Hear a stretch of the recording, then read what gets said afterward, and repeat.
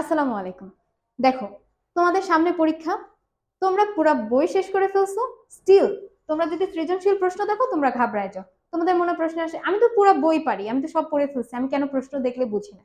দেখো, প্রশ্ন ধরারও কিছু টেকনিক আছে যেটা আমরা পড়ার সময় আসলে খেয়াল করি না। এখানে আমি তোমাদের জন্য একটা প্রশ্ন, তোমাদের যে গাইড বুক আছে ওইখান থেকে আমি অ্যানালাইসিস করে একটা প্রশ্ন দাঁড় করিয়েছি, যেটার মাধ্যমে আমার কিছু প্রিভিয়াস ক্লাসের যে তোমার ব্যাখ্যা আছে সেইটার সাথে তুমি রিলেট করতে পারবা।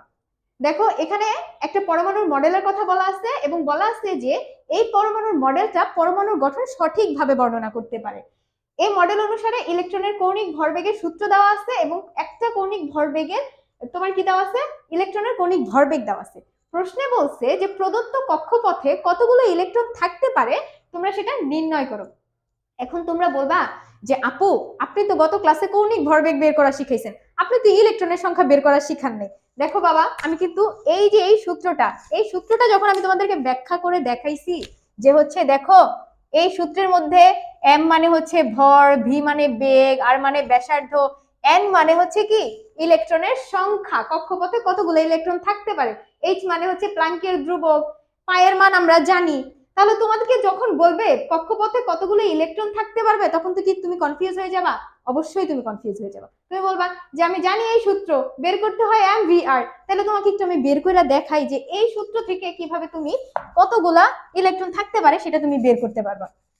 দেখো, সৃজনশীল প্রশ্ন আনসার করার ক্ষেত্রে সর্বপ্রথম তোমার দেখতে হবে যে উদ্দীপকে কি কি দেওয়া আছে, যেটা দেওয়া আছে সেটা তুমি নোট করে ফেলবা। ঠিক আছে, তাহলে নোট করে কিভাবে ফেলবা? ডিরেক্ট বলা আছে কৌণিক ভরবেগ, কৌণিক ভরবেগের মানটা সরাসরি দেওয়া আছে, অর্থাৎ পুরো এম ভি আর এই পুরো মানটা দেওয়া আছে। তাহলে কৌণিক ভরবেগের মানটা তুমি পেয়ে যাইতেছো এখানে। এখন আর কি লাগবে, আমার বের করতে হবে হচ্ছে এন সংখ্যক, মানে কতগুলো ইলেকট্রন থাকতে পারে, এন এর মান বের করতে হবে। এন এর মান আমি জানি না, এইচ এর মান আমি জানি। তুমি এম ভি আর এর মান লিখো 4.2 ইন্টু 10⁻32 কেজি মিটার স্কয়ার। ঠিক আছে, এখন আমি কি এন এর মান জানি না, আমার বের করতে হবে এইচ এর মান আমি জানি অলরেডি 6.26 ইন্টু 10⁻34। আবার পায়ের মান আমরা কি করি জানি 3.1416। তোমার কি এই জিনিসটা বসে বের করা খুব বেশি কঠিন? কোনো কঠিন কাজ না। বসাও M V R equal to NH divided by 2 pi. Convert করো, কনভার্ট করলে কি হয় NH divided by 2 pi M V R. একটা একটা করে নাও, একটা একটা করে নিলে কি হবে, প্রথমে এটার সাথে NH সমান সমান এম ভি আর গুণন 2 পাই, তারপরে যদি আমি n এর মান রাখি, এটা নিচে just M V R into 2 pi divided by H এর মান। এখন তুমি এম ভি আর এর মান বসাবা, পায়ের মান বসাবা, আর হচ্ছে কি প্ল্যাঙ্কের ধ্রুবকের মান বসাবা। বসায় ক্যালকুলেশন করলেই তুমি কিসের মান পেয়ে যাইতেছো, এন এর মান পেয়ে যাইতেছো। এখন যদি তোমার এন এর মানের জায়গায় তোমার বলতো যে হচ্ছে তুমি ভি এর মান বের করো, তখন তোমার সেই পরমাণুটার ভর দেওয়া থাকতো, ব্যাসার্ধ দেওয়া থাকতো, তুমি শুধুমাত্র বসায় কি করতা, ভি এর মান অথবা এম এর মান বের করতা।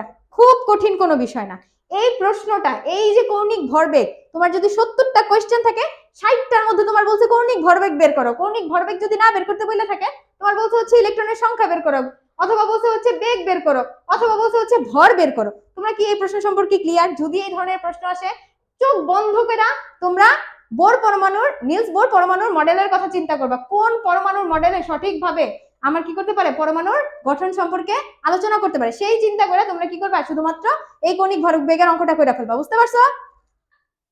দেখো, 2 নম্বর প্রশ্নে কি বলছে, 2 নম্বর প্রশ্নে বলছে হচ্ছে হাইড্রোজেন পরমাণুর বর্ণালী ব্যাখ্যা করার জন্য উদ্দীপকের মডেলের গুরুত্ব। উদ্দীপকের মডেল কোনটা বলছে হচ্ছে সঠিকভাবে পরমাণুর গঠন সঠিকভাবে বর্ণনা করতে পারে। এখন আমরা জানি কি সর্বজন স্বীকৃত পরমাণুর মডেল কোনটা, নিলস বোরের পরমাণুর মডেল। আমি আমার প্রিভিয়াস ক্লাসে তোমাদের কি নিলস বোরের পরমাণুর মডেলে বর্ণালীর যে ব্যাখ্যা আমি তোমাদের পড়াইছি না, যে বর্ণালীর ব্যাখ্যা কিভাবে হয়, যখন ইলেকট্রনের কিন্তু যখন ঘুরতে থাকে তখন তার কি শক্তি শোষণও হয় না, বিকিরণও হয় না। কিন্তু এক কক্ষপথ থেকে যদি আরেক কক্ষপথে যাইতে চায় তখন তার কি করতে হয়, শক্তি শোষণ অথবা কি করতে হয়, বিকিরণ করতে হয়। শক্তি শোষণ এবং বিকিরণের মাধ্যমে সে এক কক্ষপথ থেকে আরেক কক্ষপথে যাইতে পারে।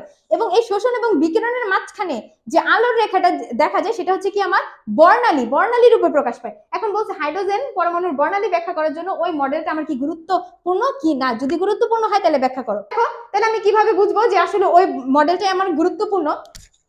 এটাকে যদি হচ্ছে আমি হাইড্রোজেন পরমাণু চিন্তা করি, এটা হচ্ছে আমার কি নিউক্লিয়াস চার্জযুক্ত। এখন আমি জানি কি হাইড্রোজেনের পারমাণবিক সংখ্যা 1, কিন্তু যখন বলছে বর্ণালীর কথা তার মানে হচ্ছে কি আমার শক্তি শোষণ করবে অথবা বিকিরণ করবে। এই একটা কক্ষপথ থেকে সে 2 নম্বর কক্ষপথে যাওয়ার চেষ্টা করবে। তাহলে আমার আরো একটা কক্ষপথ দরকার। ধরো এখানে একটা কক্ষপথ, এটা একটা। আরেকটা তোমাকে আঁকায় বুঝাই, একটা আমি দেখাবো হচ্ছে যখন শক্তি শোষণ করে, আর এটা হচ্ছে কি যখন শক্তি বিকিরণ করে। এটা হচ্ছে কি আমার নিউক্লিয়াস, এটা হচ্ছে আমার 1 নম্বর কক্ষপথ, এটা হচ্ছে কি আমার 2 নম্বর কক্ষপথ। এটা হচ্ছে n = 1, এটা হচ্ছে n = 2, এটাও সেম ভাবে n = 1, এটা হচ্ছে কি n = 2। তো উপরে এটা হচ্ছে কি আমার শক্তির স্তর, এটা হচ্ছে 1 নম্বর কক্ষপথ, এটা হচ্ছে 2 নম্বর কক্ষপথ, আর আমার এইটা কি হচ্ছে আমার হাইড্রোজেন পরমাণু। ঠিক আছে, এটা হচ্ছে আমার হাইড্রোজেন পরমাণু।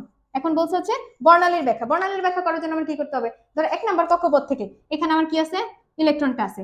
ইলেকট্রনটা যদি 1 নম্বর কক্ষপথ থেকে 2 নম্বর কক্ষপথে যায়, আমি বলছি হচ্ছে আগের ক্লাসে তোমরা আমার প্রিভিয়াস ক্লাসগুলো খেয়াল করবা, আমি কি বলছি, যখন হচ্ছে নিম্ন কক্ষপথ থেকে উচ্চ কক্ষপথে যাইতে চায় তখন আমার শক্তির শোষণ করতে হয়। তখন কি করতে হয়, শক্তির শোষণ করতে হয়, অর্থাৎ শক্তি শোষিত করবে, শোষিত করে এরপর হচ্ছে নিচের থেকে উপরের দিকে যাবে। সেম ভাবে যদি ধরো ইলেকট্রনটা আমার এখানে আছে, এখানে যদি ইলেকট্রনটা থাকে, এখান থেকে যদি আমার নিচের দিকে যাইতে চায়, এখানে আসতে চাই, ধরো এখানে আসতে চাইলো, ঠিক আছে, এটা এখানে গেল, আমি কি করলাম, নিচের থেকে উপরের দিকে গেল, শক্তি শোষণ করলো। এরপর হচ্ছে উপরের থেকে নিচের দিকে আসবে, উপরে থেকে নিচের দিকে আসলে আমার কি করতে হয়, শক্তির বিকিরণ করতে হয়। শক্তি কি করতে হবে, শক্তির বিকিরণ করতে হবে। ক্লিয়ার? কি বোঝাইতে চাইছি দেখো, অর্থাৎ যদি আমার হাইড্রোজেন পরমাণুর ইলেকট্রনটা আমার কি করবে, হাইড্রোজেন পরমাণুটা শক্তি শোষণ করে তাহলে উপরের কক্ষপথে যেতে পারবে, এবং একই সাথে যদি শক্তি বিকিরণ করে তাহলে হচ্ছে কি করতে পারবে, নিচের কক্ষপথে আসতে পারবে। এই যে শক্তি শোষণ এবং বিকিরণের মাঝখানে যে আলোর রেখাটা, যে বর্ণালীটা, সেটা হচ্ছে কি আমার আলোর রেখাটা দেখা যাচ্ছে, সেটা আমার কি রূপে প্রকাশ পাচ্ছে, বর্ণালী রূপে প্রকাশ পাচ্ছে। বুঝাইতে পারছি? এখন দেখো হাইড্রোজেন পরমাণুর বর্ণালীর ব্যাখ্যার জন্য আমার বোর পরমাণুর যে সর্বজন স্বীকৃত বলছে যে সঠিকভাবে পরমাণুর মডেলটা কি করতে পারে, বর্ণনা করতে পারে। তাহলে নিলস বোরের পরমাণুর মডেল, আবার বলতেছি সর্বজন স্বীকৃত পরমাণুর মডেল কোনটা, নিলস বোরের পরমাণুর মডেল। তাহলে হচ্ছে কি বর্ণালীর ব্যাখ্যা করতে আমার কি পারতেছে নিলস বোরের পরমাণু মডেল? অবশ্যই পারতেছে। তোমরা এই চিত্রটা ভালোভাবে আঁকাবা এবং দেখাই দিবা, যখন হচ্ছে নিচের থেকে উপরের দিকে যাচ্ছে, উপরের থেকে নিচের দিকে যাচ্ছে, তখন কি করতেছে, শক্তি শোষণ এবং বিকিরণ করতেছে, সেই জিনিসটা আমার কি করবা, দেখাই দিবা। এটা এইভাবে হবে, সরি, আর এটা হচ্ছে আমার এভাবে হবে। বুঝতে পারছি? তাহলে ক্লিয়ার আমার সৃজনশীল? ওকে।